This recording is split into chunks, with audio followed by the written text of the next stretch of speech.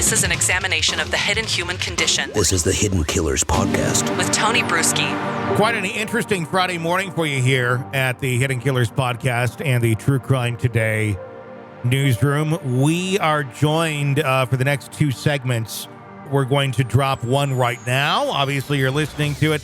And then he's going to be coming back for another segment here in just a bit. Gary Upton is joining us. Gary Upton is the Osage County, Oklahoma Undersheriff that is involved in the new investigation into Dennis Rader, BTK. You may have seen him on television. You may have heard some of his quotes lately about what is going on, but we're going to dive deep into this, and it's not just going to be like on television where you get your 3-minute, 5-minute little, let's answer really basic questions and then on to the next segment. No, we're going to be talking with Gary here for about 40 minutes straight in about 20-minute segment blocks about what is going on into the investigation into Dennis Rader, BTK, with some of these new developments that we've been seeing over the last several weeks now. Although this investigation has actually been going on for quite a bit longer, prior or unknown to many of us, where the attention really kind of was brought into this in the last handful of weeks when they started actually digging up the former property of Dennis Rader, BTK, in Park City, Kansas. Gary, welcome to the program, and thank you for joining us. I want to make sure we're getting everybody up to speed because this is such a fluid situation. I'm curious as to where things are at right now. I know recently we've heard possibly 4 cases connected to BTK with a fair amount of certainty from your area, also from Carrie Rawson, who is the daughter of BTK. Can you give us a general overview of where the investigation into BTK is literally standing as of this point in time here on the 15th of September of 2023? Yeah, so currently with the Osage County Sheriff's Office, obviously our investigation started with small town Pawhuska here in Osage County and Cynthia Dawn Kinney, a 16-year-old cheerleader that was abducted in the middle of the day in 1976 from a laundromat. And through that investigation, it just started to spiral outwards from there as we dug into his journals and his maps and every little piece of material that was produced by him that we were able to connect the dots on. And looking at his work history as well, and his Boy Scout history and everything else in between, we drew a link between where he was at on a particular weekend in Missouri and saw a connection between him and the Shawnabeth Garber case just outside of Anderson, Missouri in McDonald County. Yep. And that was kind of like the number 2 one.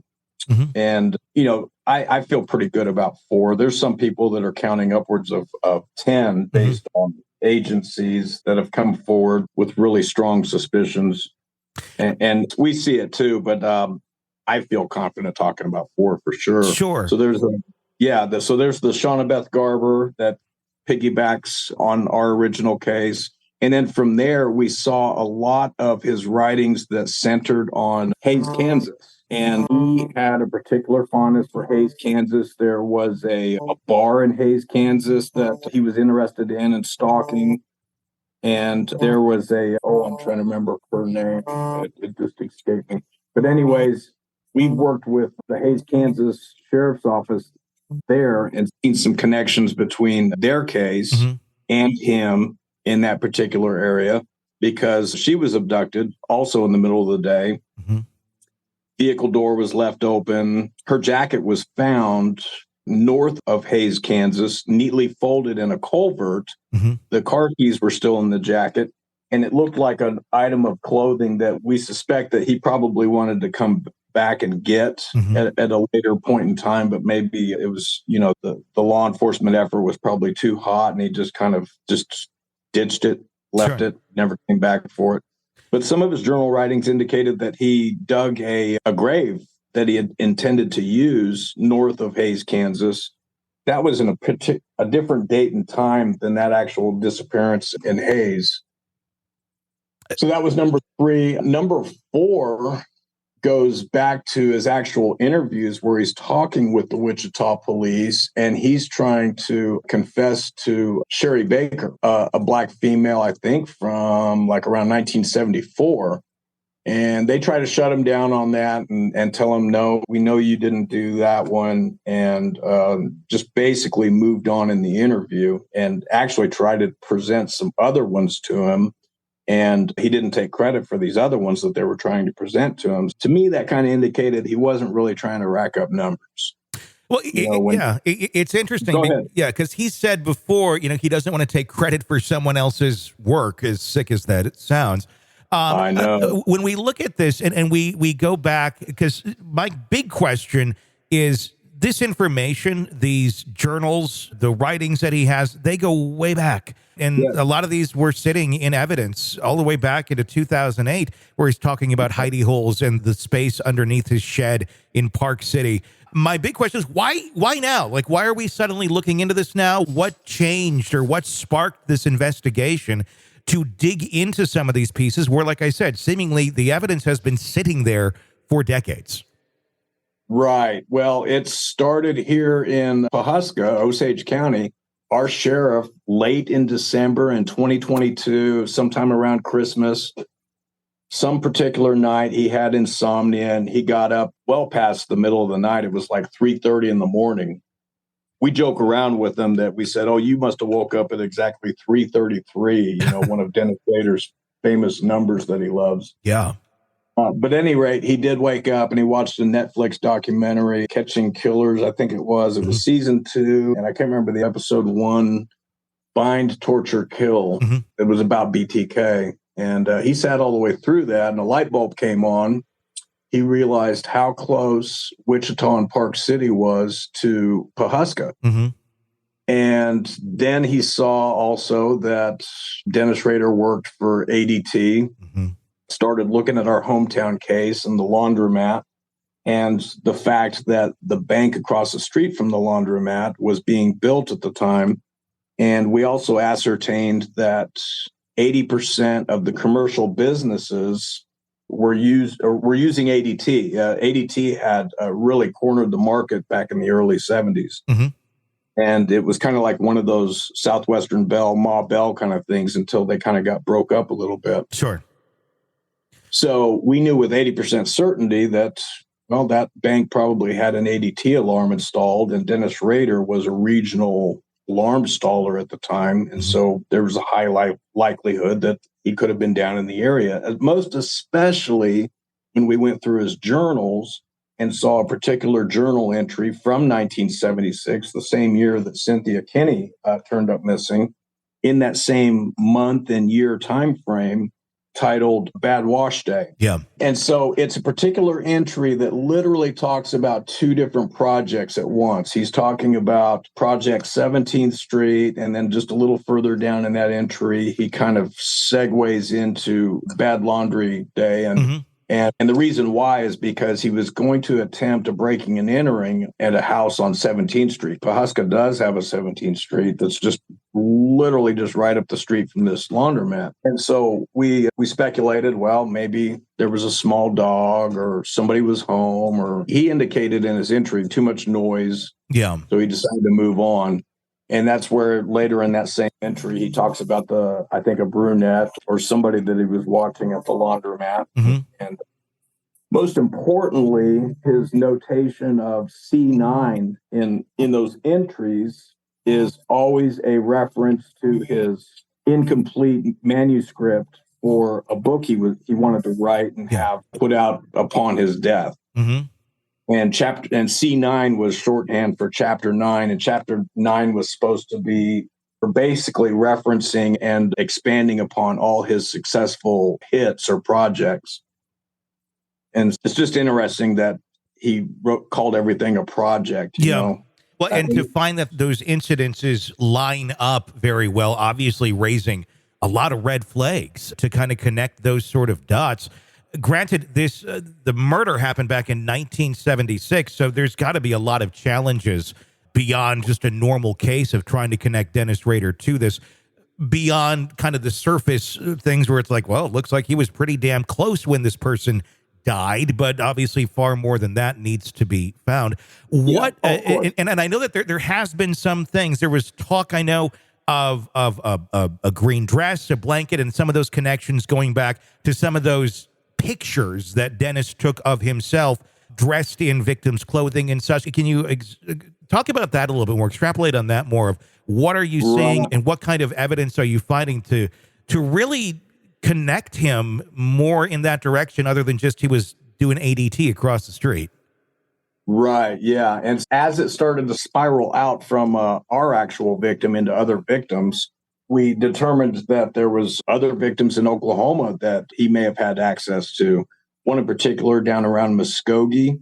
I believe her last name was Rose, and she had a red blanket.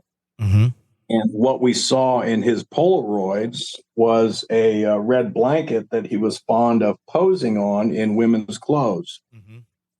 And that looked like the red blanket that was part of the police report that was missing, in her death.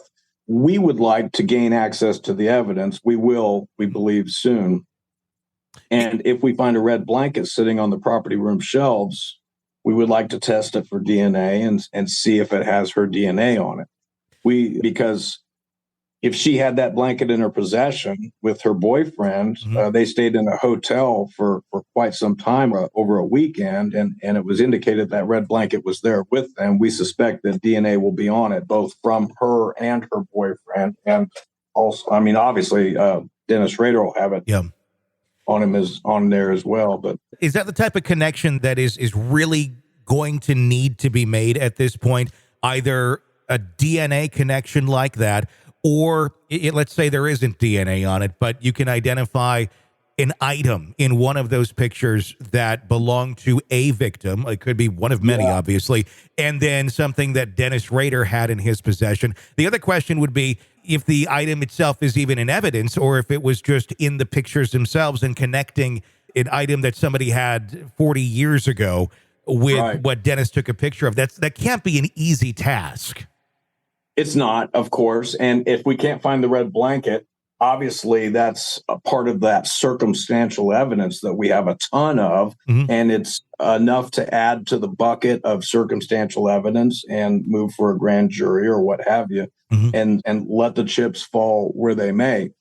He took a lot of Polaroids, and with him in them in different poses with different pieces of women's garb and undergarments on. And so if we do find those undergarments in the property room that match that and also match victims that we've determined that didn't get looked at initially past the 10, then we feel that we're on the right track. Everyone that I've talked to believes definitely 100% he killed more than 10 people. What is going on with the evidence that has been found? I know you were there at the Park City residence, digging up where Dennis had indicated he had a hidey hole, as he called them, underneath his shed. And I know some items were found there. Can you talk about how that process went once you found the items of interest underneath that shed, where that shed once was? What was the process? Did those go into evidence immediately? How were those sort of things handled to be sure that they weren't going to be tainted in some way, shape, or form when this is turning into somewhat of an open investigation? Right, exactly. And this investigation really hasn't gained the traction that we wanted it to until now. I think by approaching the media, we've actually gained quite a bit of traction and also a little bit of heat rounds or a torpedo in particular from our district attorney. Yeah. But that's something that we're handling through the legal channels, and that'll be a subject for another day. Sure. At any rate, no, we intercepted correspondence from Dennis Rader to one of his fans outside the walls of the prison that indicated by his hand that he had hidden a mason jar in the ground underneath his storage shed. So we went back to that location in April, determined that the storage shed was gone, the house was gone, and the property was owned by Park City. Yep. We had Park City police on hand, and they let us dig around the edges of a concrete sidewalk that had been poured there to lead to the back of that neighborhood where there's a children's park. Yeah. Yep. And that's when we found just under the concrete the pantyhose. And what he had indicated in his correspondence to his fan, or actually I think it was a love interest that he was talking to, and he was kind of being braggadocious. Yeah. At any rate, he indicated that there was driver's licenses and trophies and stuff like this in a little mason jar. Well, that's all we found in April, because we really just we couldn't gain enough of the confidence of Park City to start flipping concrete side sections of the sidewalk. So all that was found so far has been the pantyhose. There was not the mason jar with the IDs found? That was in April, right. Okay. And so we took another stab at it last month, and that's when we came in with the permission of Park City and them on hand. And, that with their blessing, we didn't need a warrant or anything like that, and started flipping concrete. And that's when we dug and found the actual spot that he did. It was a hidey hole, because the sides of it were lined in roofing material, the asphalt roofing material that the composite roofing material that you would use on a roof to kind of keep the dirt from kind of coming in too much on that area where he would have had the mason jar. We saw gravel, the small round gravel that you would buy at Lowe's in a bag. Yeah. Like it was clearly different from the actual dirt that was native to that area. And down at the very bottom of that little hidey hole that we dug into was another concrete paver. The floor of his shed was lined in concrete pavers for, just to have a floor inside that shed. It's one of those typical sheds you'd buy at Lowe's that's all metal sides, metal roof. Yeah, just a little dinky thing.